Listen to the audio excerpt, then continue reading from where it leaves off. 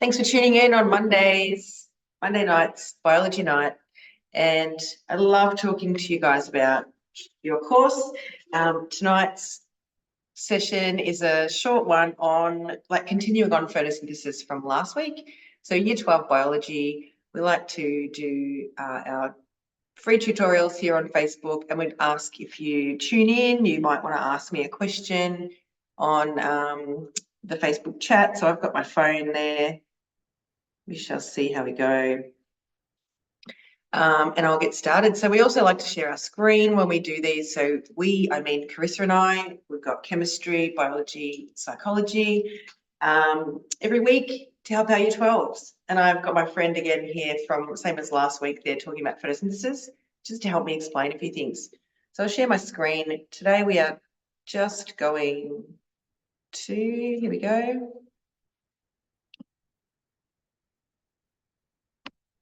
Share it.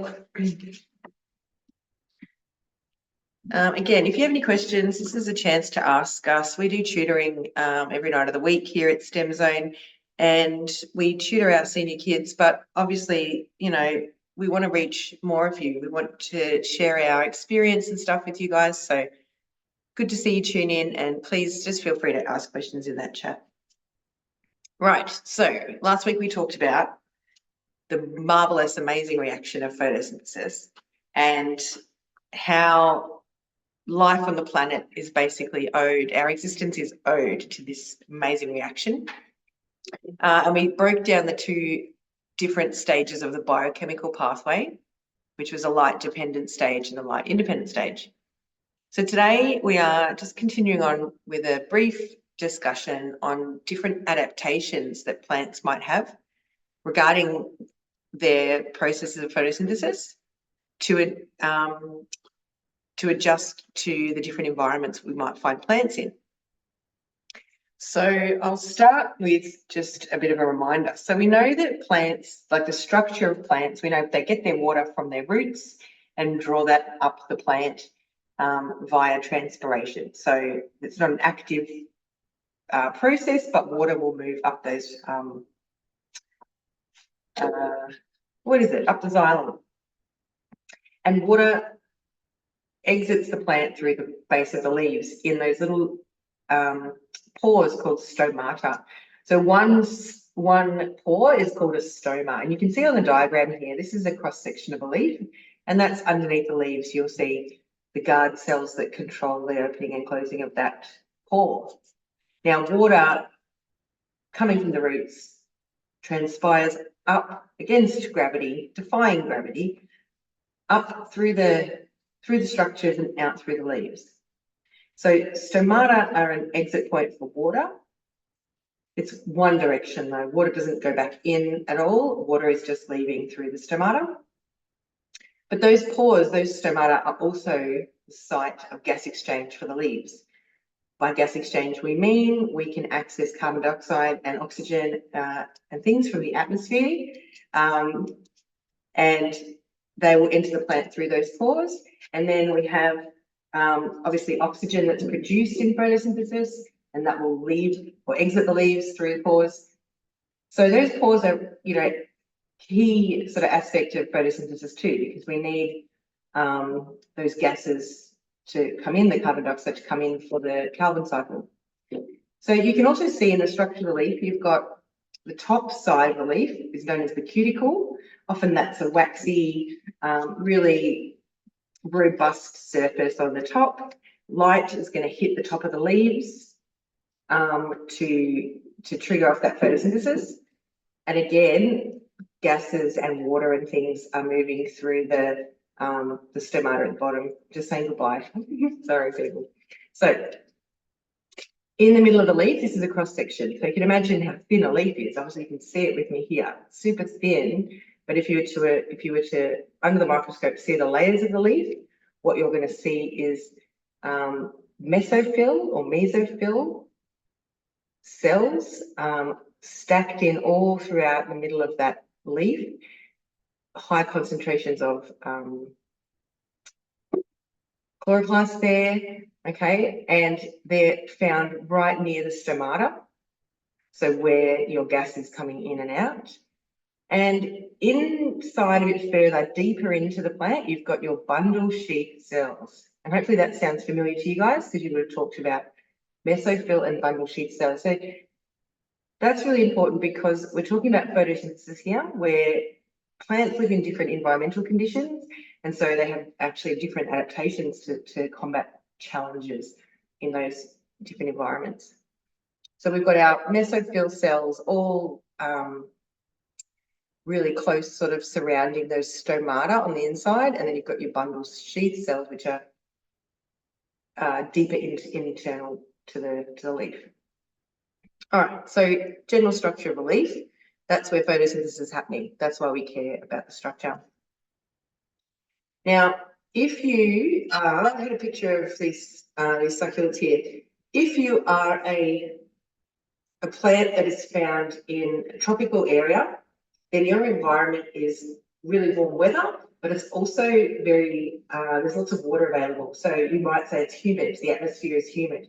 There's also water in the ground available. So your challenges in a tropical area include those increasing temperatures, like constant hot temperatures in tropical areas.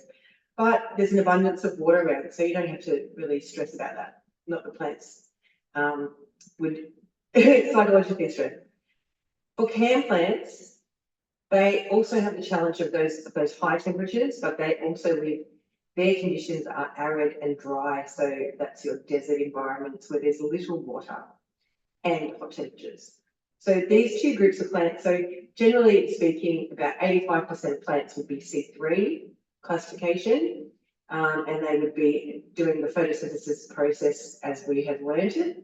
And then you've got these other categories of plants that live in slightly different environments that have adaptations to suit those. Right. Just a little bit about Rubisco, our enzyme. The drawing here, you've got your green globular. It's usually like such a simple diagram for an enzyme. So Rubisco stands for, the name is actually ribulose bisphosphate carboxylase oxygenase. So it actually, Rubisco is a big enzyme in a quaternary structure. So it's a number of, it's more than one tertiary protein bonding together to form its functional final 3D conformation as Rubisco. So you've got Rubisco that can actually act on carbon dioxide as its substrate or oxygen as its substrate. So it can work on both. So Rubisco is a key part of carbon fixation. It's the enzyme that's driving the Calvin cycle, so the light independent stage of photosynthesis. So Rubisco is in abundance here. Rubisco does the job of fixing carbon dioxide to RUBP to then undergo the rest of the Calvin cycle so that we get our glucose at the end. So you can see in this diagram here, if carbon dioxide is used by Rubisco, it's part of the, not used by, if Rubisco acts on carbon dioxide and then the plant undergoes the normal Calvin cycle, then you get glucose made, which is the goal. That's the point of photosynthesis, isn't it? If Rubisco instead acts on oxygen, because oxygen is also in the leaf environment there, then it undergoes a different process. So Rubisco can still act on oxygen and it will sort of change the outcome. So it's going to do photorespiration instead of what we know as photosynthesis, I guess, the Calvin cycle. So photorespiration is when Rubisco is acting with oxygen and there's no glucose made at the end, which is such a waste. It's such a waste of the Rubisco activity. You know, it's a waste of the RUBP. This is cyclical. It's not ideal because the plant is undergoing photosynthesis so that it can get the glucose it needs. And glucose is used by plant for structural purposes like cellulose in the cell walls. It's used for energy in cellular respiration. It's stored as starch for later on. It's like very, very important that we are getting that glucose made. In high temperatures, oxygen actually diffuses more efficiently in the plant, throughout the leaf, in the water, in the liquid, in the plant. So oxygen actually is more likely to be in higher concentration in hot temperatures in the leaf. But plants need carbon dioxide to be in high concentrations in the leaf because that's what they need for photosynthesis. So this is the challenge that a plant faces, where it needs carbon dioxide from the atmosphere to finish the carbon cycle and get your glucose. But the plant gets carbon dioxide from the atmosphere through the stomata under the leaves, through those little pores, right? And for them to be allowing carbon dioxide in, they need to be open. But what exits the leaves during that time when they're open is water. Water, that's how it moves up the plant. It exits through the leaves. So there's a challenge here, all right, based on the temperature and the type of environment you're in. And that's what we're just going to touch on today. So in hot temperatures, Rubisco has a higher affinity for oxygen,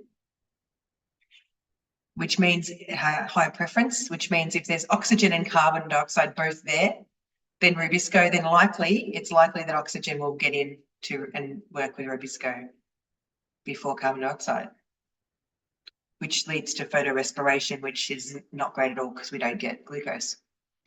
So some examples you need up your sleeve as well. So we've said that C4 plants, about 3% of plants. They're tropical, you've got hot temperatures, but there's actually lots of water around. So my question there is, would this impact, with the temperature growing in the hot temperatures, would that impact on the optimal ranges of the enzymes found in these plants? Something to think about. Like you guys might have talked about bacteria in hot springs, and the fact that, you know, back when you talked about Taq polymerase in area study 1, you would have talked about how Taq polymerase comes from from bacteria, where their enzymes, their optimal range is in the 70s and 80s because they live in hot springs. So tropical plants, think about the environment and how that impacts on their enzyme activity. Then you've got your cam plants, which is about 8% of plants or so, succulents and things. Not only is it examples like cacti, cactus and pineapples and stuff, but actually orchids. And you think about orchids usually when you think about tropical areas, lots of water, beautiful colours and that sort of thing. But actually orchids are epiphytes, so they grow on other plants. So they have limited access to water. And that, I believe, is why they would be classified in this area. They have to combat the issue of not losing too much water. So you may have seen this sort of diagram before. Thank you, Ashley, for doing our diagrams for STEM Zone. Ashley Warren. So this is a sort of really simplified way for us to talk about adaptations that each plant type has. You got your C3, you got your C4, just looking at comments, and you've got your cam plants. So I'm just going to talk about the C4 first, which are the tropical plants. And if you've got to think about the leaf structure to help with this one. Now, Rubisco has an affinity for oxygen and carbon dioxide. And generally speaking, in the C3 plants, Rubisco is found there in the mesophyll cells where it's close to the gas exchange. Carbon dioxide can come in and diffuse easily into those cells because they're near where the stomata allow the gas in. So it's happy days for C3 plants, and it all happens same place, same time. Rubisco's there, we get glucose.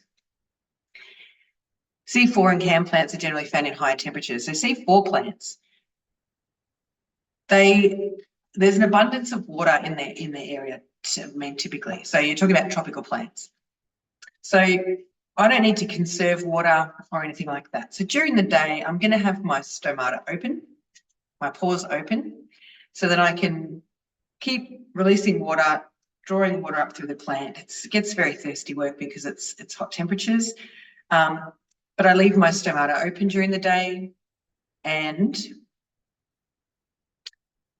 like I said, water is exiting, but also what we're getting is carbon dioxide coming in. Now, because it's hot temperatures, oxygen is also diffusing a lot easier into those leaves and into the cells.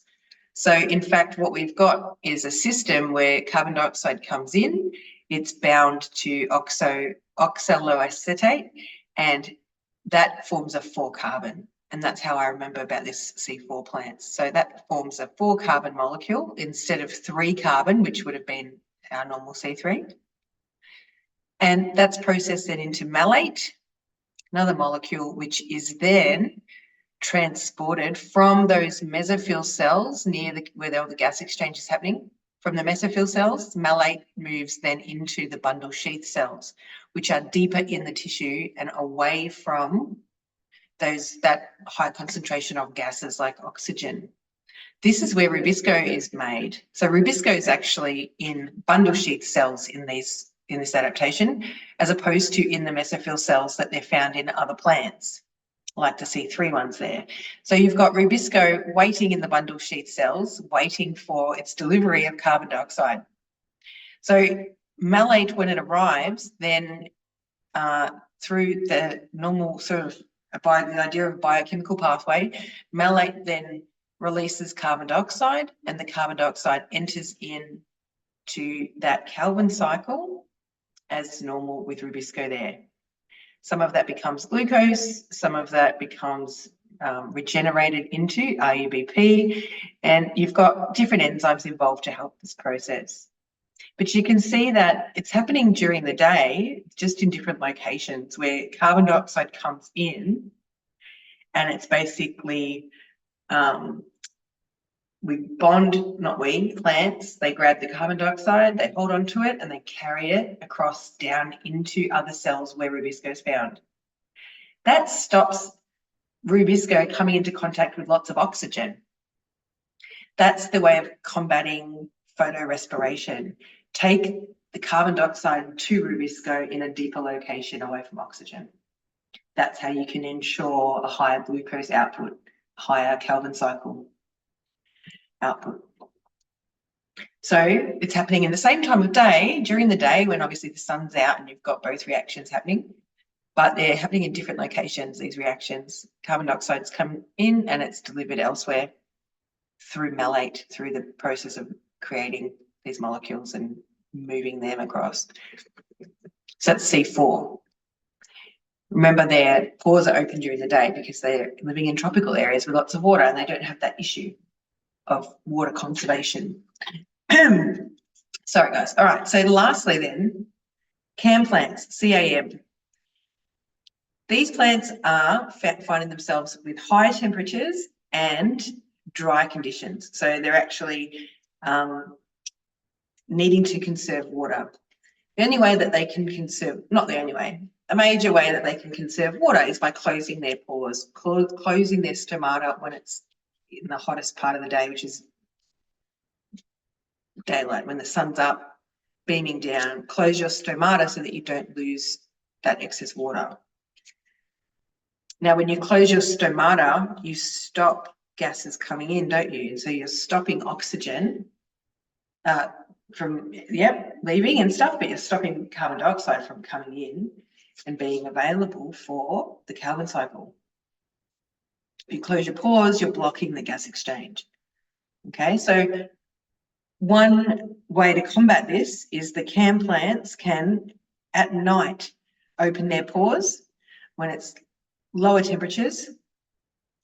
Carbon dioxide will come in, diffuse in, come in through the stomata, diffuse into the cells there. These are in mesophyll cells, so same location, and it will be stored again as malate during the night. All of this excess carbon dioxide comes in, we'll store it as malate. And then when the daylight, when the sun rises again and photosynthesis starts in the light dependent stage, you start making your NADPH, your ATP, etc. Then the malate again drops off CO2 to rubisco, and you've got your normal, then your Calvin cycle there happening, and we're getting our glucose. So this adaptation involves reactions happening at different times of the day. CO2 comes in at night when our pores are open because we conserve water during the day. We can't get CO2 during the day because we've closed our stomata.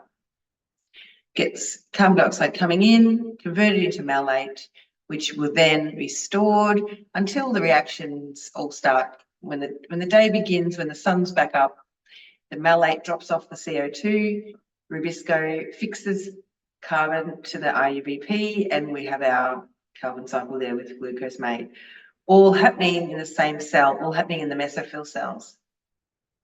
So this is happening at different times of day, but in the same location.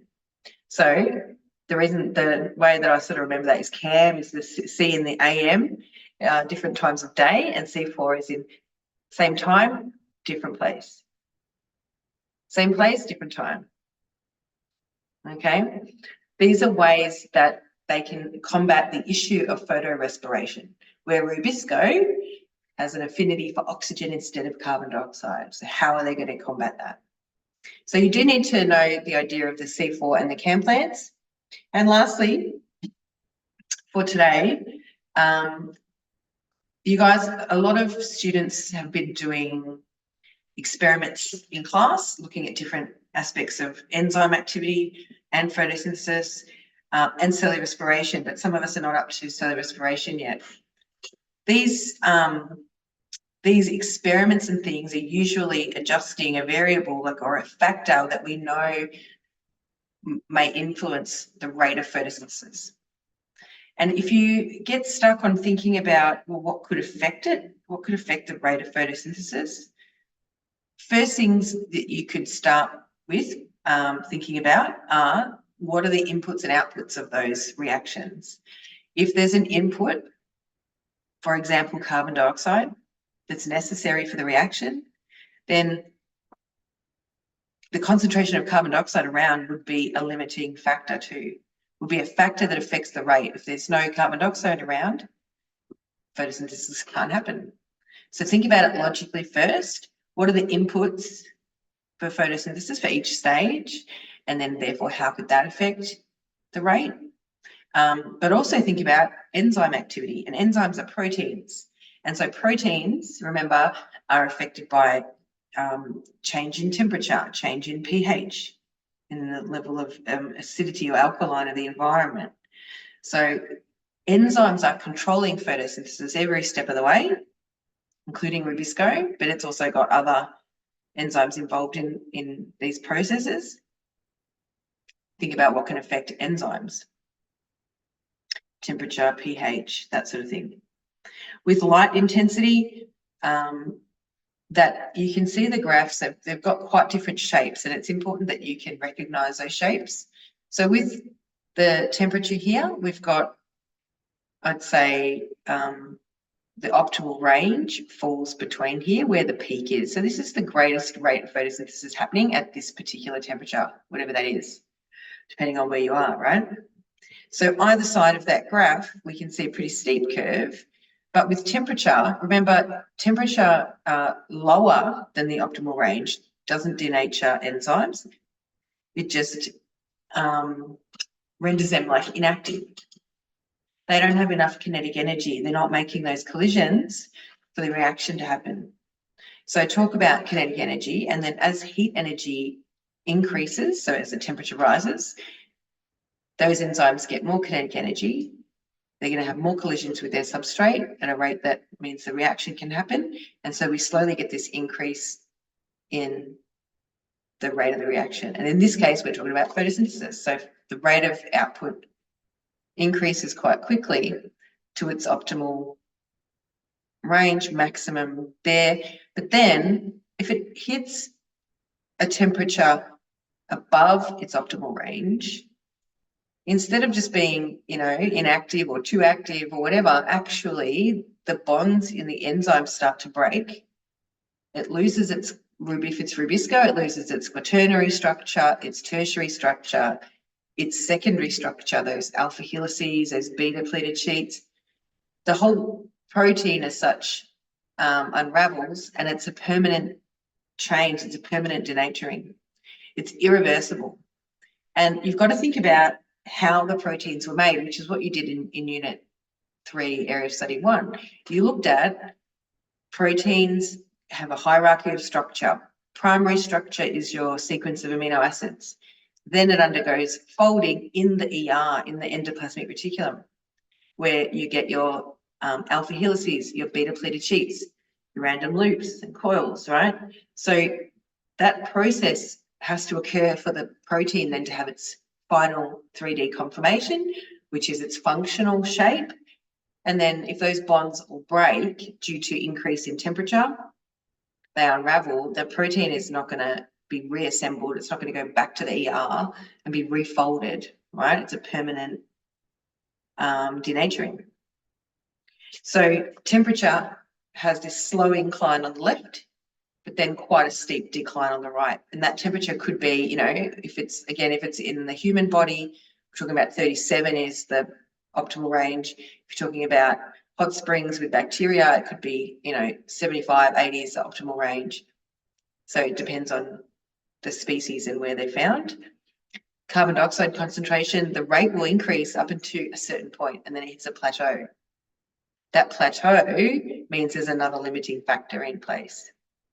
If you look at light intensity, you would think, oh yeah, as long as the light intensity increases, the reactions should just keep increasing.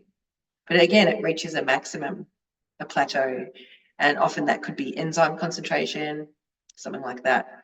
And if you look at this on the right, our rate of photosynthesis, actually the influence of light intensity is also influenced by the amount of carbon dioxide around. So at a higher temperature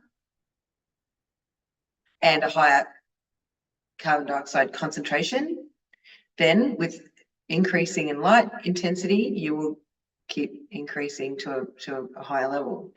If you have high CO2 concentration, but the temperature is a bit lower, that's going to influence the kinetic energy of enzymes, that's going to influence the rate of diffusion of CO2 throughout the leaf, etc. So you get a lower rate maximum here. So think about, when you're talking about factors that can affect these relationships, think about the inputs. And therefore, they are absolutely limiting factors if you don't have those inputs. And just remember, when you're talking about sunlight and chlorophyll, they're not chemical inputs, so they're going to be sort of outside your chemical reaction equation there. You're going to have them sitting on the arrow rather than as part of chemical inputs. So don't list them as a chemical input, but they are also limiting factors. Light, obviously, availability, obviously, is a limiting factor. Cool, so know your graphs, guys, and all the best with your stacks. Just get in touch, send us an email, chuck us a message, Facebook, Instagram. We happy to answer questions too. If you've just got something that you're just not quite understanding about one of our topics, and you have asked your teacher and you're also looking for like another way to hear it, just get in touch. We'd love to talk to you. And we'll see you tomorrow for chemistry. Just check out the website if you're interested in the schedule, because that tells you what topics we're covering each week for these lives. Cool, so I'm going to stop sharing and leave it there. Thanks, guys. Thanks a lot for coming in. See you next week.